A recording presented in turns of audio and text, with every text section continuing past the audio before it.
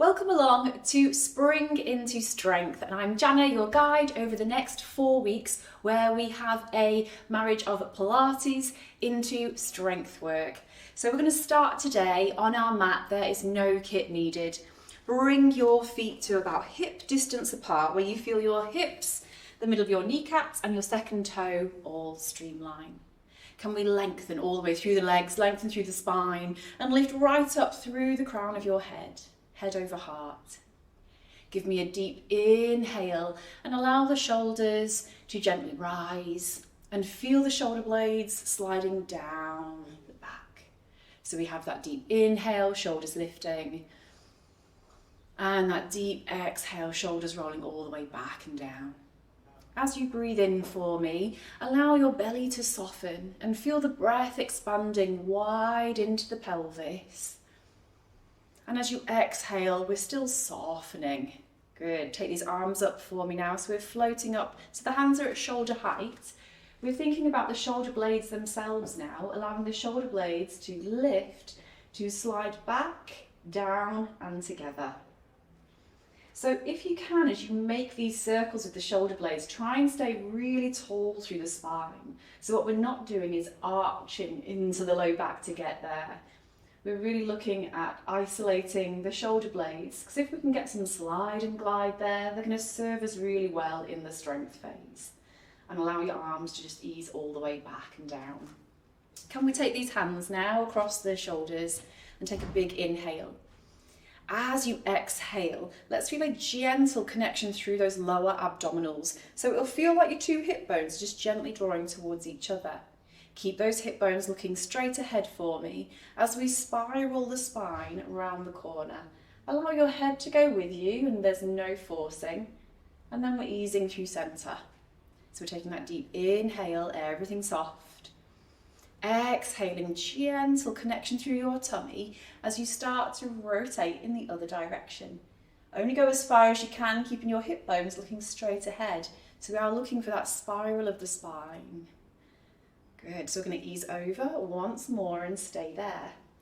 The side that you've rotated towards, can we open that arm out so you're opening up the chest? I want you to feel that you are opening up through the collarbones here. And then bring that hand all the way back in and come through center. So we're taking that deep inhale, big exhale, gentle gather through the core as you rotate round. Be mindful for me that you still have your hip bones looking straight ahead. The side that you've rotated towards, can we open that arm out? And notice as you open through the chest, you're opening through the collarbones. So there is no forcing. If I was trying really hard, I might try to reach further back and the head of the humerus starts to anteriorly rotate. We are opening, and this is going to give us really happy shoulders. So we have that deep breath in, that exhale as we ease around the corner. So we're warming through, ready to be in the best alignment for our strength phase. Let your arm ease down, lift it up. If you do get to 12 o'clock, can you rotate that palm away from you and ease it all the way down? Excellent. Should we try that on the other side? So we take that big inhale. As you exhale, gentle gathering through the core, we rotate. Be mindful that hip bone stays in place. We reach your arm out. Good, the chest is going to stay open. And ease the arm forwards, up towards the sky. So your palm is looking towards you. If you do get to 12 o'clock, rotate that palm, flip it away from you and ease it all the way back and down, trying to make that great big circle, the ball rolling in the side of the socket. Give me one more deep breath, the shoulders are rising. And then easing back and down. Excellent. From here, can we take these hands and just pop them right onto the top of your hip bones and imagine that your pelvis is like a bucket of water. So if we were to inhale and tilt forwards, you get a deeper curve in the low back. Allow your belly to soften and allow the pelvic floor to release. So the pelvic floor is that diamond-shaped muscle that's between pubic bone and coccyx. And also, if I show you from sit bone to sit bone, as you tilt forwards, we can release the pelvic floor. And as you exhale, I want you to think about the pubic bone and coccyx gently drawing towards each other. The space between is going to start to gently rise, and that's your pelvic floor. Notice as you go there, the low back starts to lengthen, the tailbone drops. So should we try that again? You're taking a big inhale and let everything soften. Relax that jaw. And as you exhale, start to notice a rise of the entire pelvic floor and that connection through those deep lower abdominals. Good. Can you now find neutral? So neutral is in between those two extremes. That bucket of water that we spoke about would now be nice and level. So you're not spilling water out of the front or out of the back. We're neutral. This is an optimal place for the pelvic floor and for that low back to feel really happy. Okay, let's let the arms just relax all the way back and down. And I'm just going to turn a little so you can see where I'm going. I'm just going to let the knees soften a little. I'm taking a deep breath in. Eyes are up to the horizon. As I exhale, I'm going to go into that pelvic tilt once again, nodding through the chin. Letting the head be heavy, let the arms be heavy, and start to feel that scooping through the entire pelvic floor and lower abdominals. I'm aiming to allow one segment of the spine at a time to fall forwards, scooping through those lower abdominals to create space in the low back. Do not worry how far you go to begin with, and restack bone by bone, piece by piece. So your head goes back on the top of your body. Go really tall, let your eyes float upwards to the horizon. Once you're here, can you peel through one heel and then ease it back down? We're splaying the toes open, so you've got a really good base of support, and alternating those feet. So I'll do that facing you as well. We're peeling one heel, the hip, the kneecap and that second toe are all in alignment, and then we're easing back down. If that feels good for you, you could always float opposite arm to opposite leg. We're going to exhale to find our balance as we swap. If it doesn't feel good for you to use those arms, feel free to keep them down by the side. Alternatively, if this feels really wobbly for you, you can absolutely hold on to a sofa, something that's just about hip height, just until you gain that balance, because no doubt you'll be doing this video on repeat, falling in love with it. That's it. Easing through the other side and all the way down. Let's go back into that roll down. Just so you've got different views, I'm going to bring myself towards the other end of my mat and I'm going to nod the chin. I'm scooping through those lower abdominals and starting to roll on down. This one should feel perhaps a little easier now that you've done one. You might even find that you can let your hands reach towards the floor. Just soften your knees for me, particularly if you're quite hypermobile. Just let the knees be soft, let the head be heavy.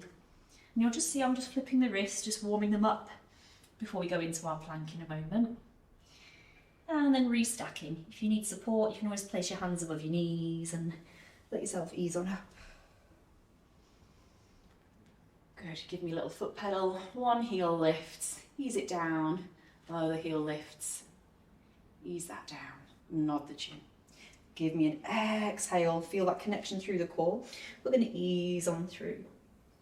If it feels good for you to take yourself into your first plank of the day, feel free to follow with me, or you can let yourself roll back up again.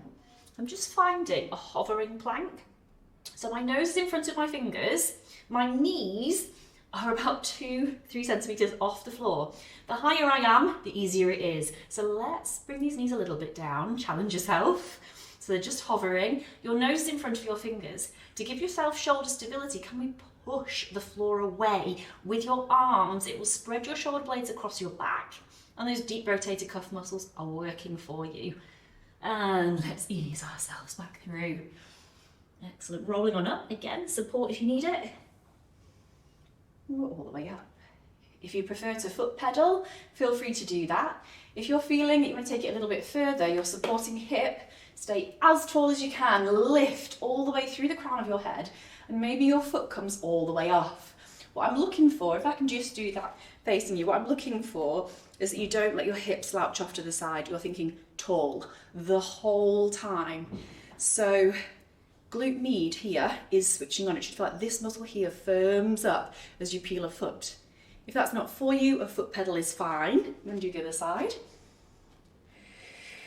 So we're just layering things up as we go along. Nodding the chin, a connection through the tummy. We're rolling on through. Take your time with your low back. A little mobility for the wrist. Head is heavy. And we walk ourselves forwards back into that hovering plank. Now press the floor away with your arms. Feel the scoop up through those lower abdominals. And imagine that you've got a champagne glass on your back. And then we ease on up. Always helps for stability. Thinking of that champagne glass, and we come all the way up. Deep breath in. As you breathe out, we're going to ease up into that foot pedal or a float. If you are lifting one foot, think about the tall supporting hip. If you want to take it even further, ease that leg back behind you. I'm challenging your balance now. Reach it behind, bend into your supporting knee, and allow that back heel to press into the floor. All the toes are looking straight ahead. Feel the release through the calf, lengthen through the arms. Good, take a deep breath in. As you exhale, can we gently rise through the entire core?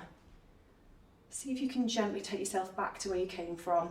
If you feel like your hip is going to collapse again, it's really useful to perhaps use a little surface that's at hip height, because you will find you're going to get stronger and stronger every time you do this video and through the series.